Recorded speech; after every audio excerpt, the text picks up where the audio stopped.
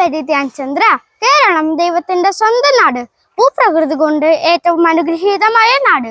ധാരാളം മലകളും പുഴകളും ഉള്ള നാട്. അങ്ങനെയാണത്രേ നമ്മുടെ നാടിന്റെ ഭാഷയ്ക്ക് മലയാളം എന്ന് പേര് പോലും വന്നത്.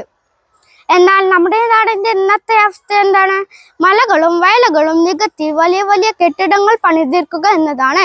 വികസനം എന്ന വിദ്യാധാരണയിലാണ് വിദ്യാസമ്പന്നരായ മലയാളികൾ. വികസനത്തിന്റെ പേരിൽ മണ്ണും വിണ്ണും കവർന്നെടുക്കുകയും മലിനമാക്കുകയും ചെയ്യുന്നു. നാം ഇരിക്കുന്ന കൊമ്പ് മുറിക്കുകയാണെന്ന് അറിയുന്നില്ല. കാലാവസ്ഥാ വ്യതിയാനം എന്നത് യാഥാർത്ഥ്യമാണ്. അതിന് കാരണക്കാർ നമ്മൾ ഓരോരുത്തരും തന്നെയാണ് എന്ന തിരിച്ചറിവാണ് നമുക്ക് വേണ്ടത്. വാഹനങ്ങളും വ്യവസായ സ്ഥാപനങ്ങളും അന്തരീക്ഷത്തിലേക്ക് തള്ളിവിടുന്ന വിഷപ്പുകയിലെ മാർഗമായ കാർബൺ ഡൈ ഓക്സൈഡിനെ ഇല്ലാതാക്കാൻ ഭൂമിയിൽ ആവശ്യത്തിനുള്ള മരങ്ങൾ ഇല്ലാതെയായി. ഓസോൺ പാളികളിൽ തുളകൾ വീണ് അൾട്രാവയലറ്റ് രശ്മികൾ ഭൂമിയിലെത്തി തുടങ്ങി. ചുട്ടുപൊള്ളുന്ന ചൂടും അതിശക്തമായ മഴയും നമ്മുടെ കേരളത്തിന്റെ കാലാവസ്ഥയുടെ ഭാഗമായി മാറിയിരിക്കുന്നു.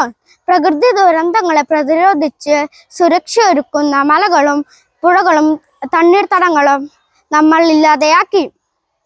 മനുഷ്യന്റെ ആവശ്യത്തിനുള്ളതെല്ലാം ഈ ഭൂമിയിലുണ്ട്, പക്ഷെ അത്യാർത്ഥിക്കുള്ളതൊന്നുമില്ല എന്ന ഗാന്ധിജിയുടെ വാക്കുകൾ ശ്രദ്ധേയമാണ്.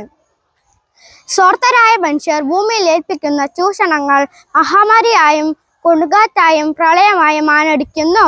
മണ്ണിൽ വേരൂന്നി വളരുന്ന സസ്യങ്ങളും മണ്ണിൽ അഭയം തേടുന്ന ജീവജാലങ്ങളുമാണ് മണ്ണിനെ മണ്ണായി നിലനിർത്തുന്നത്. കുന്നുകളും മലകളും ഏത് നാടിന്റെയും അനുഗ്രഹമാണ്. ഇതിൽ ചെറു സസ്യങ്ങളും മൃഗങ്ങളും അരുവികളുമുണ്ട്. ഈ കുന്നുകൾ ഇടിച്ചു നിർത്തുമ്പോൾ ആ പ്രദേശത്തെ കാലാവസ്ഥയിൽ പോലും മാറ്റമുണ്ടാവും. ഭൂമിയെ പച്ചപിടിപ്പിക്കാൻ മണ്ണിന്റെ നന്മയും കാത്തു സൂക്ഷിക്കാനും നാം കടപ്പെട്ടവരാണ്. നമുക്കൊരുമിച്ച് നമ്മുടെ ഭൂമിയെ സംരക്ഷിക്കാം. അണ്ണാരക്കണ്ണന് തന്നാലതെന്ന പോലെ കുട്ടികളായ നമുക്ക് എന്തെല്ലാം കാര്യങ്ങൾ ചെയ്യാൻ സാധിക്കും? മഴവെള്ളം സംഭരിക്കാം, മരങ്ങൾ നട്ടുപിടിപ്പിക്കാം, പ്ലാസ്റ്റിക് മാലിന്യങ്ങൾ വലിച്ചെറിയാതിരിക്കുക. ഇങ്ങനെ എന്തെല്ലാം ഞാൻ എൻ്റെ ഭൂമിയെ സംരക്ഷിക്കുമെന്ന് ദൃഢപ്രതിജ്ഞയോടെ സുരക്ഷ ഒരുക്കുന്നു. ജാഗ്രതയോടെ. നന്ദി.